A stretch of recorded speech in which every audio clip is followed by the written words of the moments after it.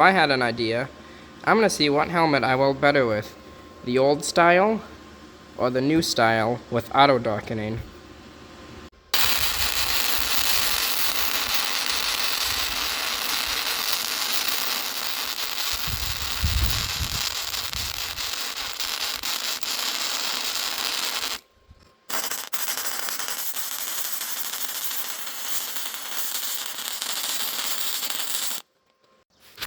So here's the new helmet. Nice bead. And the tacks are both covered up. And then here's the old helmet. I tacked it here. I didn't really start until here. I mean, it wasn't too bad of a bead. I didn't cover up the tack. So I'm gonna say the new helmet won.